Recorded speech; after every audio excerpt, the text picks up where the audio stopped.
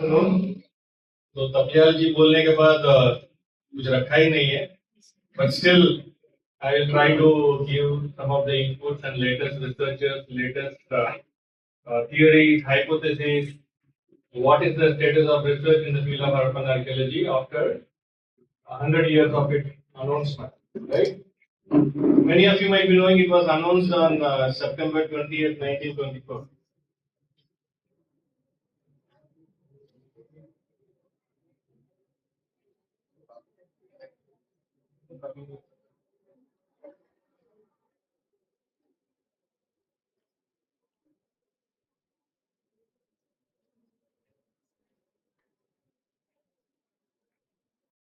Anyways, so before starting, I would like to acknowledge certain eminent figures. I mean, that slide you also saw recently, right? So first and foremost, my guru, my mentor, Dr. R.S. Bisht, under whom I learned archaeology, the basics of field archaeology at the site of Dholavira in 1995, exactly 30 years back, right? So to him, I owe my entire understanding of archaeology, Harappan archaeology. We discuss a lot, and I was fortunate to work at Dholavira, and I also thank the Vice Chancellor Babasaheb Ambedkar University, Bhimrao, Babasaheb Bhimrao Ambedkar University, the HOD, and also Sudarshan for inviting me to talk in this symposium. And I also acknowledge my institution, Archaeological Survey of India, where I worked for nearly 23 years before joining IIT Gandhinagar in 2020, and to all those who worked in Harappan archaeology. Because you see, it's not a one person's effort, right? Hundreds of scholars have worked in the field. They have toiled in the excavation. They have produced materials. They have written a lot, and many people they have worked on the secondary material, right? I mean, whatever other archaeologists have. To all of them, I owe my gratitude to all of them because my basic understanding is based on the research. My research is maybe 0.01% of our entire Harappan archaeology. So, as I told earlier, it was announced, the announcement of the discovery, right? Because Harappan, the site of Harappa was known in 1826 by Charles Mason. Charles Mason was the first person who visited Harappa. He identified it as the ancient city of Sangla, identified by, visited by Alexander, but it was incorrect. Later on, Alexander Burness, he visited in 1831. So we have a very long history of people visiting these sites until Alexander Cunningham, he visited on three occasions, 1853, 56, and 1872. Then he produced volumes about how the site was there, how it was facing destruction even during his second visit. When he visited second time, the site was already under destruction because of the removal of bricks from the site for laying a railway line from Lahore to Multan, that is 100 kilometers of Lahore-Multan railway line. The contractors who were engaged by the Britishers, they manhandled the site, they caused destruction. Whatever buildings they were visible on the surface during the first visit of Alexander Cunningham, they were all gone within 2 or 3 years. And Alexander Cunningham lamented at the state of repair at the site. So he produced the first map of Harappa, which we use even today, Mount AB, Mount E, ET, Mount F, G, H. H is the cemetery H site, and R is the cemetery R37 site, F is the granary site, AB is the so-called citadel, Mount E is the lower town, Mount ET is that extension of Mount E where a Thana, the police station was located, and north of that is the Harappa village.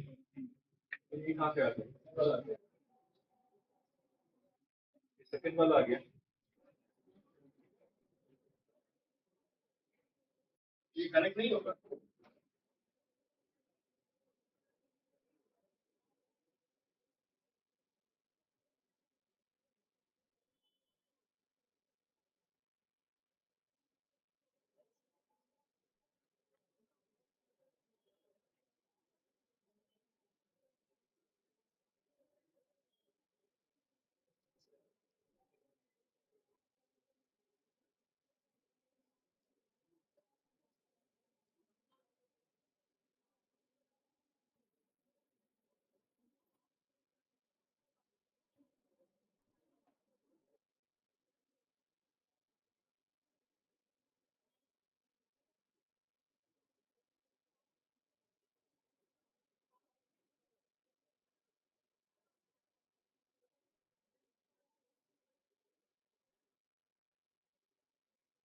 He is my guru, Dr. R.S. Mish. I mean, many of you might not have seen him. So he is the excavator of Dholavira. So the announcement of this discovery was made on September 20th, 1924 by Sir John Marshall in the Illustrated London News, right? It was widely circulated all over the world at that particular point of time. But before that, excavation at Harappa started in January 1921 and Mohenjo-daro it was started in 1922. So it took 3 years for them to understand these widely separated sites, nearly 500 kilometers between each other, to understand the materials coming from these sites because we archaeologists, we understand an archaeological culture based on certain attributes of material culture because the material culture should have a common attributes over a given period of time and uh, and a particular region. Then we term it as an archaeological culture.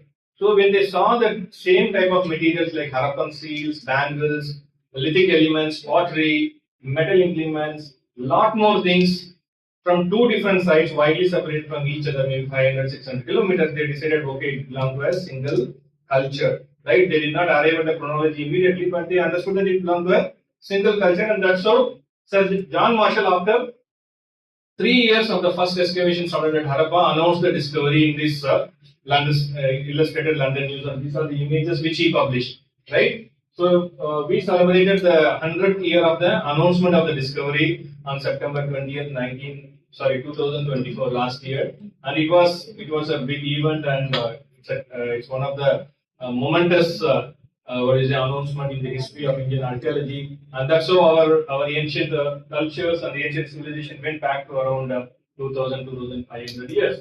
So this announcement.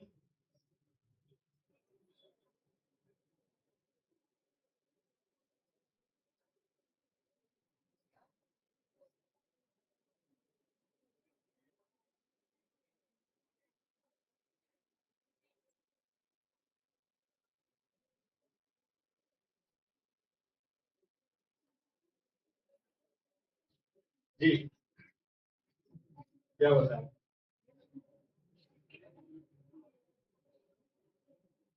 सीखना पड़ेगा यार setup करना पड़ेगा सब catch करना पड़ेगा तो आगे चले जाएगा ना पीछे वाला कैसे आएगा तो आगे जा रहा है So when scholars working in Mesopotamia, right? I mean, you might be knowing about the scenario at a particular point of time after the World War. There were a lot of investigations going in West Asia. West Asia means I mean the modern countries of Syria, Iraq, Jordan, Palestine, Israel, and also Iran. Right, many people are working there. They were excavating enormous quantities of archaeological data coming from various Mesopotamian sites dating back to 4th millennium and even back in time. So one particular scholar, Professor A.H. Sayers, he noticed based on the excavation of D. Morgan. D. Morgan was an archaeologist. He was working in the site known as Susa, the supposed capital of the Elamite Empire of the 3rd millennium BCE. He observed Harappan seals in a datable context of mid 3rd millennium BCE. So this is September 27th, 1 week after. 1 week after the announcement of the discovery of Harappan civilization, within 1 week, another scholar publishes a news. Look, your artifacts, they are found in a datable context in a site known as Susa.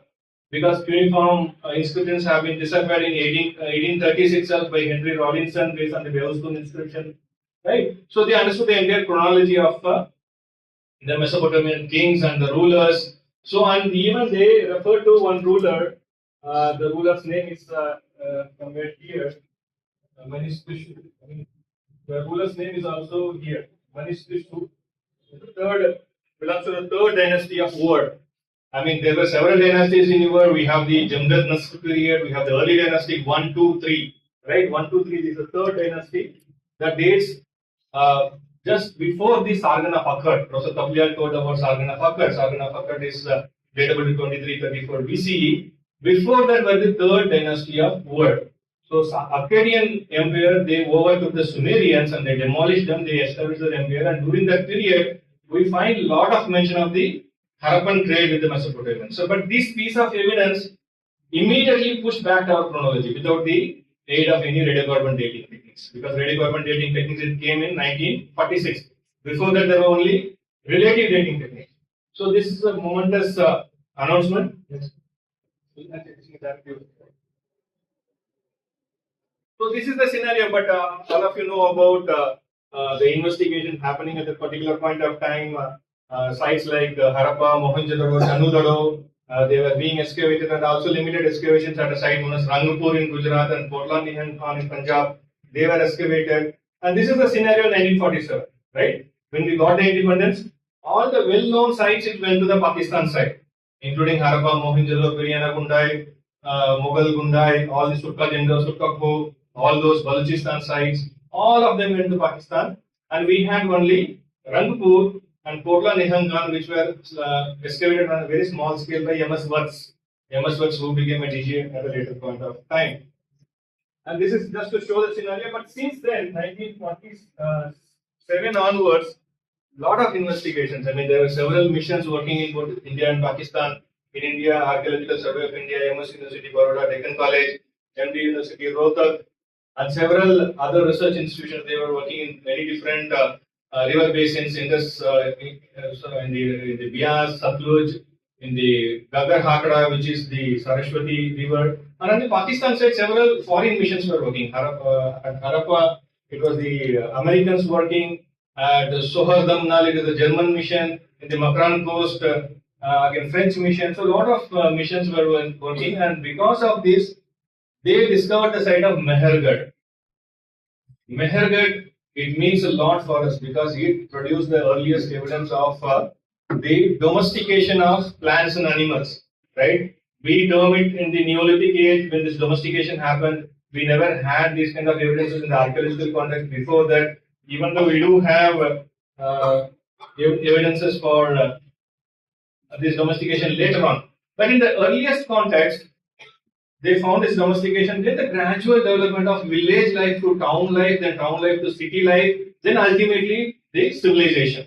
Right? If you have heard about Gordon Childs' 10-point criteria, right? He first defined how you differentiate a bigger cities from a smaller cities or towns and villages, and what should be the basic criteria, right? So he laid on the foundation. Even before that, there are several anthropologists who have defined the culture in a better manner, but in the context of civilization or a state level society, because these are all state level societies, they lay down a certain set of criteria what a state level society should be, right? So it passed on through these stages, and around 2600 BC we had the integration era where the Harappan civilization emerged. Actually, it went on for nearly 600-700 years, and 1900 BC it started to transform. Now we don't use the word decline, collapse, disappeared, nothing. So it transformed into rural culture.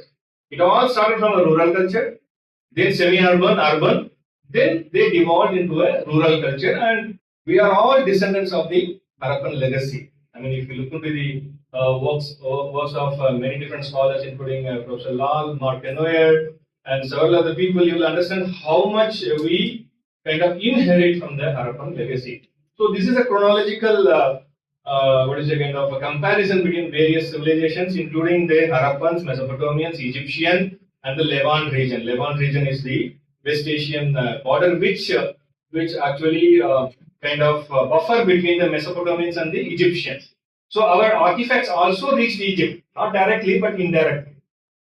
From Mesopotamia, they retraded, and we find one Harappan bead from a site known as Abydos in the Egyptian world. So, okay, so this is the comparative chart, and everywhere you will find the same trajectory. All the green ones, they are the early food producing era, where the initial domestication of plants and animals took place. Plants means earliest plants to be domesticated, wheat and barley. Wheat and barley, everywhere in the world, wheat and barley were the first ones to be domesticated. Then on the animal side, we have the cattle, sheep, and goats. Right? So it was an agro-pastoral community, agro-pastoral economy. They depended both on agricultural economy as well as a pastoral economy. Several communities, they survived only on a pastoral economy. That also happened. But largely it was agricultural, and that's how these kind of scenario, it gave us surplus in food production.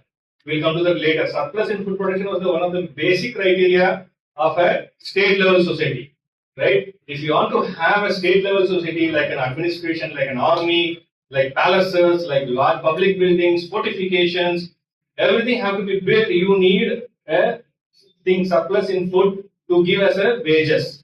I mean, who will come to work for you, right? It's not a hobby or something like that. Right? You have to engage 10,000 people, 15,000 people. They have to give some sort of salary, wages. So that was from the surplus. So this is how all the economies of the major civilizations grew.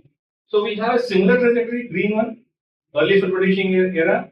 Then comes the Chalcolithic phase when the invention of copper metallurgy came.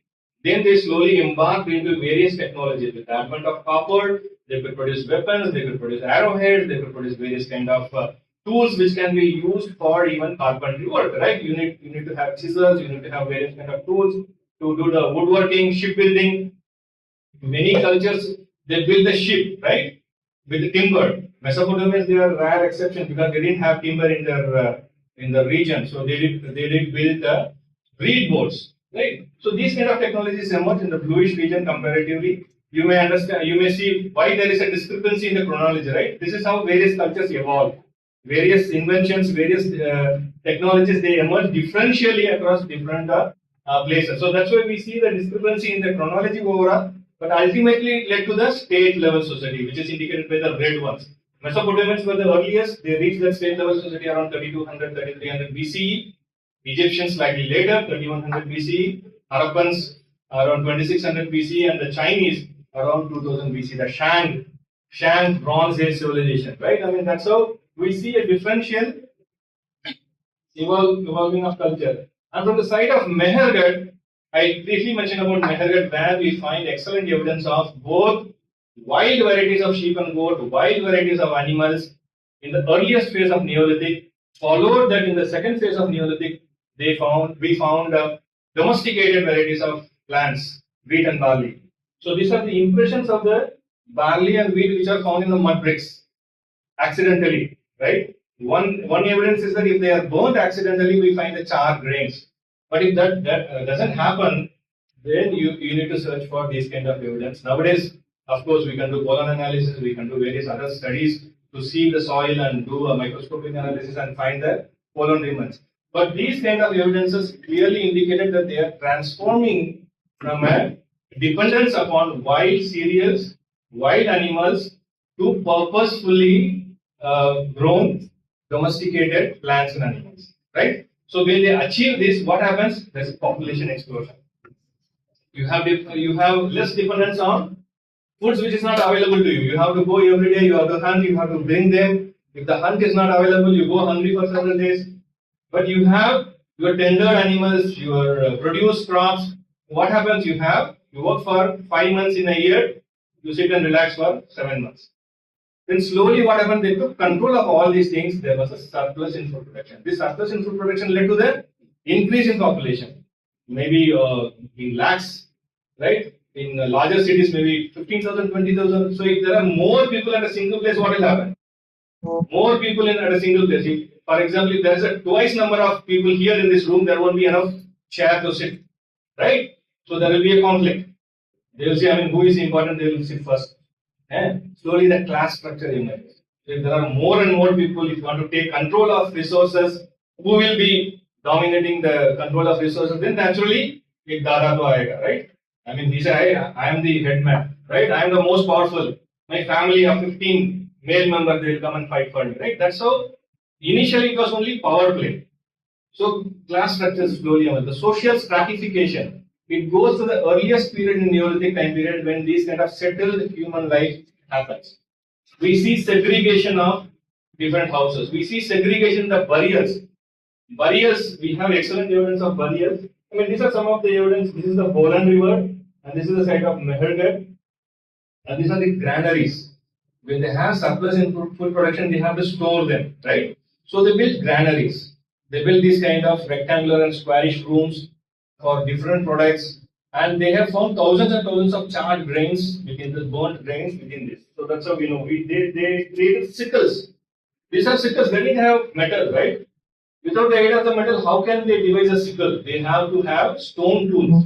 This is the continuation of the Paleolithic era.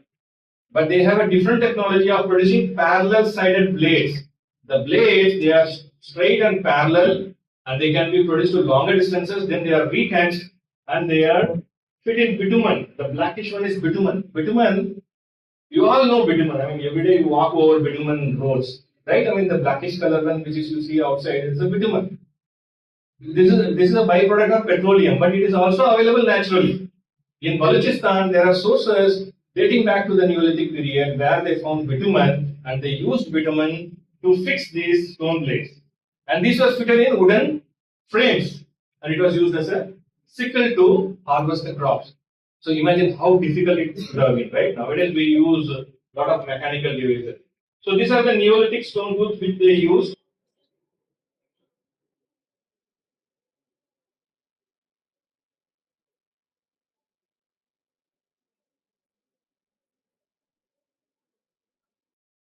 So during these early days, because of the surplus in food production, what they were embarking into creation of lot of craft activity.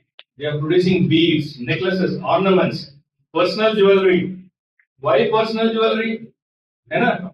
Personal jewelry का जरूरत ही नहीं है. Why they are creating? It means they are embellishing themselves. They have all the luxury to afford materials coming from very long distances.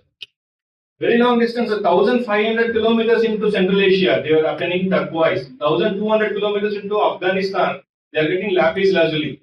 1,600 to 1,000 kilometers to the Makran coast and the Karachi coast, getting shells of different varieties. Turbinella pyram. From the Makran, they are getting one shell variety known as Engina mendicaria. It is a brownish and white color beads, which are very beautiful. Just put a hole and you can produce a necklace. And they are getting mother of pearl from the Oman coast, 1,500 kilometers. So these kind of long distance trade emerges as early as 7th millennium or 6th millennium BCE. This shows there is a group of people, there's a set of people who can afford these kind of exotic materials. They are not satisfied with the locally available raw material. They are into exotic materials. Like nowadays we venture into platinum, diamond, whatnot. And if a new metal is invented, I mean, diamond and platinum have become very common. You imagine a Lamborghini or Porsche, right? Who will afford that? I mean, they are very class people, right? Elite people, they can only afford. So we can see a similar pattern, and these kind of ornaments they are entering into the burial. The person who is dying, they are carrying their wealth along with them, indicating a belief in afterlife, right? Because they are carrying all the food with them, they are burying the sheep and goats, the domesticated varieties, very interesting, domesticated, not the wild ones, right? So they are carrying along with them the food for the afterlife, and to show the wealth they are mighty, they are carrying the ornaments. So from these we can see the social stratification. If a burial is devoid of any ornament, devoid of any pottery, is not a wealthy person, right?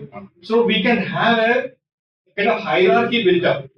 So how far they are procuring, how rare is that? So we can fix some arbitrary values and then we can understand how the social stratification might have been. So this is how we can see the distances from where they are getting the raw materials. These are the burials. You can see the sheep and goats. In this individual, we have 5 sheep and goats. We also have the dentalium shell. You can see the shell, lapis lazuli, turquoise, calcite, bracelets. They are adorning like anything, right? And this is a kind of an evidence which we see from the hair ornament. They are producing very tiny steatite beads. Steatite is talc, soapstone, and they are heating it to 1100 degrees. When they heat it to 1100 degrees, it turns into white in color. So it's a very important chemical property which they observe. They intentionally heat steatite to 1100 degrees, obtain a white color, and then they have produced so tiny beads they might have worn in their hairs to create a very beautiful pattern. So this is one such ornament.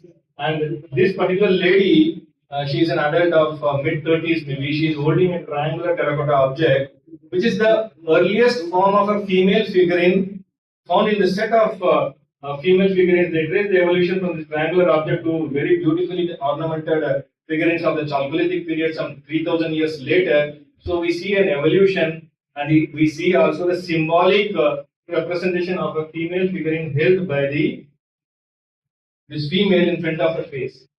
What is the meaning? We may not say. I mean, we cannot say it exactly. I mean, we don't have any particular explanation. But this significant importance of this kind of placing a female figure in and the two held in front of her face. So this kind of symbolic representation comes. So gradually, what we see is that the emergence of chalcology cultures with different material cultures. These different material cultures can be distinguished by this kind of typological evidence, and scholars have given different attributes to them and also place them into different regions and time spaces, and that's how we understand different ceramic traditions, ceramic complexes, Faiz Muhammad Graver, Filegul Muhammad Graver, Amri ware, right, Cote d'Ivoire, Hakra pottery. So these different ceramic complexes, they belong to specific geographical zones and also specific time period. These are the precursors of the Harappan civilization. That's why we call them early Harappan. Combinedly, they are called early Harappan. Within the early Harappan, Pilegul Muhammad phase, Amri phase, Soti phase, right, Cote d'Ivoire phase, we have different regions. So that's why we understand the early Harappan, and all of them integrate together. We come to the Harappan period around 2600 BC. So I'm repeating the same image here. This is present status. This is 1947, present. See the hard work of archaeologists. They have traveled every single region by foot, not the present day luxuries. I mean, my generation, we go by car, we just land on the site, we don't even try to walk. But imagine, Dr. Bish and even before his generation, like Professor R. N. Singh. I mean, the kind of hard work these scholars have put into, the kind of field work they have done, that's how we know there are around 1500 sites of the Harappan civilization spread across the entire northwestern part of India. That includes Pakistan, of course. And we have a distribution of nearly 1.5 million square kilometers. And scholars vary with that 0.7 million to 1.5 million because there are many vacant areas. If you see the distribution, there are vacant areas here. Some scholars take the entire thing, some scholars leave this area. So that's how there is a variation. So with the understanding of Harappan civilization, we also have various technologies coming to our aid, like remote sensing. With the advent of remote sensing in the 1970s, the earliest work of Yashpal et al., and also ISRO, and very recently with the aid of various GIS softwares, we can understand the river morphology in a better manner. We can locate the sites, we can understand the paleo river courses, and that's how the theory of Saraswati flowing from the Himalayas to the run of Kutch, identifiable on surface, it came into being. Even before that, in the 19th century itself, independent geologists, without any biasness of left, right, or center, they have reported the river Saraswati, R.F. Oldham, and one more Oldham of the 1870s and 1890s. They have published articles. They have located Saraswati between Yamuna and Satluj. They have also identified the different branches of river Satluj, because river Satluj was once flowing into the Saraswati river, and around maybe 2000 years, 2000 BC, it was captured by the Bias river system. So we have a lot of changes happening. You see, this is the present course of Satluj. This is Bias. Bias was originally flowing here. This is the old course of Bias on which the Harappan sites are located. But on the new course of Satluj, we have very few sites. So this is a clear indication that the Harappan sites are predating the capture of Satluj by Bias, right? And Satluj was flowing into the Saraswati, and it flowed almost parallel to the river Indus, and it drained into the run of Kutch, which is a very important region. So now we understand the settlement hierarchy of Harappan civilization. When we talk about Harappan civilization, it consists of urban centers,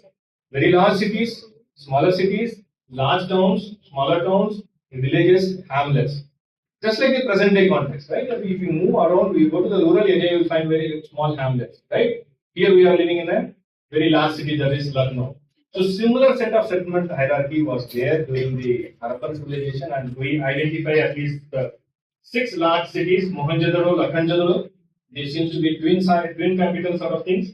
Then Gangeliwala, Harappa, Rakhigarhi, and Dholavira. Rakhigarhi and Dholavira, they are in India. Rakhigarhi is the largest city in India, but Mohenjo-daro is the largest. I mean, I feel Mohenjo-daro is the largest, even though many scholars have different opinions. I have taken into Google Earth and I have actually measured by drawing a polygon around Rakigedi, and I found it never exceeds beyond 150, 160 hectares. The people claim it is 500 hectares.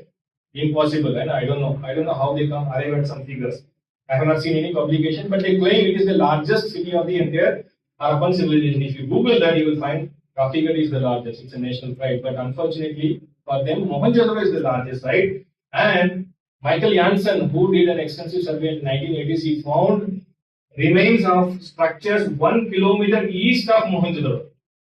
Mohenjo-daro, when it was in the 3rd millennium BC, river Indus was flowing towards the west, but later on it shifted and moved towards the east, obliterating most of the habitational remains. So what we see, the so-called lower city, it is hardly 1/3, maybe, right, of the original context. So Mohenjo-daro, we have the largest one, we have this hierarchy, and we have the better chronology thanks to the radiocarbon dates. Now we have a better chronology.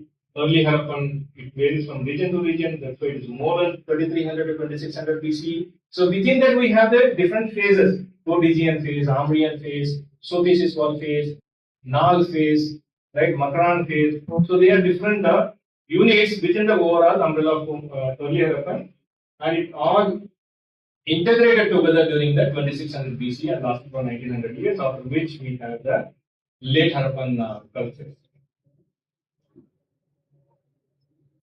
So looking at the distribution of the sites, we can understand, okay, I mean, there should be some sort of a city-state kind of administration. It is not an empire. Definitely it was not an empire.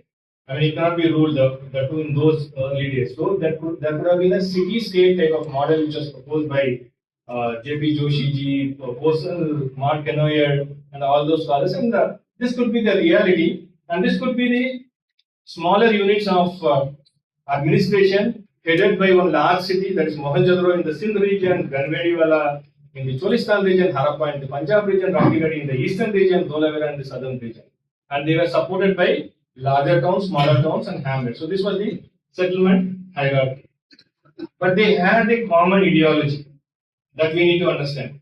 Even though they might have been headed by different administrative units, they had a common ideology, because we see the same sort of people live manifestation in the entire Harappan civilization. We see the 1:2:4 ratio in the entire Harappan civilization. We see various other commonness. There are various narrative scenes depicted on the seals and the ceilings which are almost same. So they had a common shared ideology, but they might have been ruling separately. They might have been tied together, maybe by matrimonial alliances or some economic purposes. That could be one of the reasons. So out of this entire 1500 odd sites, we have only 2 sites in the World Heritage List. Mohenjo-daro inscribed as early as 1980s, and very recently Dholavira was inscribed. I was part of the exercise in 2021. It is now inscribed in the World Heritage List. So when we look into this important components of state level society, there are 4 preconditions. 10 was put forth by Gordon Child, but people have worked on that. They have understood that various cultures have various levels of advancements. We cannot compare Egyptian with the Harappan, Mesopotamian with the Harappan, because we didn't have standing army, we didn't have palaces, we didn't have temples, we didn't have the rulers and the kingdoms and the empires, right? Ours was completely different. So scholars like Canoyer, they have proposed 4 basic criteria. One is the diversification of the subsistence economy. We have seen it that earlier. Then socio-economic trade networks that can be it can be used for procuring raw materials from long distances. Then complex technologies to produce jewelry, to produce weaponry, to produce various kind of artistic elements. You need the technology. The technology should be there, and of course, last is the differential social hierarchy. Without that, one cannot build a administrative setup. You need to have a social hierarchy. Otherwise, you may not build a mechanism to administer. If there is an utopian kind of system, everybody is free to practice, everybody is free to kind of they become equal, and ultimately it will be an anarchy, right? It never happened. No society in the past was an utopian society, right? There was some sort of hierarchies. So this is what we see in the Harappans. And looking at the food economy, various, now the research is well advanced. We have a lot of evidence indicating the plant economy, various kind of crops they produce, including the two crop system. What we do at present, it dates back to the Harappan period, Rabi and Kharif system. We have different cereals, pulses, and oil seeds, fruits. All of these things were found in the Harappan, and also the animals. If you look at the domesticated animals, cattle, sheep, goat, right? We have a lot of animals like dog. We have elephant bone. We don't know whether it was domesticated or not, right? And little evidence for horse. Again, that's a long debate. I may not look into that, but there are evidence of horse remains towards the end of the Harappan civilization, as even claimed by Richard Meadow. So we have also a lot of animals like peacock, monkey, pheasants, pigeons. So we have a wide variety, right? Wide variety of animal as well as the plant economy. And if you look at the second important precondition, that is the socio-economic trade network. So this has been beautifully researched by a scholar known as Randall Law, who has demonstrated how through the passage of time, the local raw materials, dependence upon the local raw materials, they enlarged into a wider region. So when the site of Harappa, he took the site of Harappa. Initially, it was only within a range of 300 to 400 kilometers during the early Harappan phase. But coming to the Harappan phase, they were procuring materials from all around. They are getting agate carnelian from Gujarat, which was not available earlier. So this was only possible through integration. If an entire region is integrated, then you can very easily procure the raw materials. Then you can send to across. Otherwise, what happened? Every parcel of land is a separate country. They will put a lot of taxes. They will put a lot of boundaries. They will put a lot of impedance, and you may not procure that raw material. So this is how we see a expansion of trade networks, and that's why they were procuring agate carnelian, Vesuvanite, Amazonite. This is Amazonite, steatite, and grinding stones. This is another very important component which every society uses, right? Nowadays we have Amazon, Big अभी तो रैपिडो क्या क्या है रैपिडो नहीं क्या है 10 minutes delivery, right? Blinkit, है ना क्या क्या है? You just order, you get the आटा, various kind of आटा, कपली आटा, multigrain क्या क्या, वो क्या करते हैं वो बेचारे, है ना? They have to toil every day. They have to, every household of Harappan civilization house, they had a grinding stone. You will find a grinding stone in the kitchen every day. They have to sit, and it's a saddle point. Saddle मतलब ऐसे convex नीचे होता था. Early historic period में leg coin आ जाता है. So with this grinding stone itself, you can say which period it belongs to, right? So these kind of stones, they have to be hard enough. Soft होगा तो क्या होगा? You will be eating the stone also. Powder stone, right? So they were enterprising people. They went to long distances, 400 kilometers, 500 kilometers. They went, they searched, and they procured the hardest stone, quartzite. That's quartz content, right? So hard. There is special type of sandstones, pop sandstone, that is from the Sulaiman range, western Pakistan. Chandigarh के आसपास कुछ sandstone, they are also very strong. So they are moving in all directions because it's a huge city, maybe 1,000 people, 100,000 people. कहाँ से लाएंगे ना? Every day they have to रोटी तो बनाना पड़ेगा, right? So they have to have an excellent system of grinding stones, which they used until it became useless. Maybe they might have used for 100 years, 200 years, each grinding stone. So they become completely concave inside. So this type of quartzite is found from a site known as Kalyana Hills in Haryana. वहां से जितना हरियाणा में sites है सब में रॉकीगढ़ी, फरवाना, मसूदपुर, कालीबंगा, बनावली, बिरडाना, everywhere you will find this stone. And it can be very easily identified with this black line. The black line देख लिया आंख बंद करे कल्याणा. It became a joke when we went for exploration. अरे कल्याणा गए कल्याणा. Right? So this is the way, I mean, they procured, and it went long distances. This is Kalyana, right? Northern Aravallis. From here it went to different sites. Not only there, here it went to Harappa. Harappa वाला कैसे पता था? हाँ, मिल रहा है. Because of the integration. Integration हुआ, sharing of knowledge हो रहा है, sharing of resources. Then the trade was possible, right? So that's how it reached. This is the route of grinding stone, Delhi quartzite, and this is the route of this another hardest sandstone available from the foothills of Shivaliks near Chandigarh. And also many different sophisticated exotic raw materials. Grinding stone, the every household they can afford, right? It is available abundantly. Every household they can afford. But what about jewelry? These are the platinums and diamonds of those period. Agate carnelian, very beautiful agate carnelian. With this agate carnelian, they were producing this waistband for the ladies, right? And this kind of decorated carnelian beads, which is variously mentioned as etched carnelian, bleached carnelian, all those kind of terminologies, but I prefer to call it as decorated carnelian beads. And they were also producing sophisticated pillar elements, particularly Dholavira Harappans. So these kind of technologies evolved. And copper.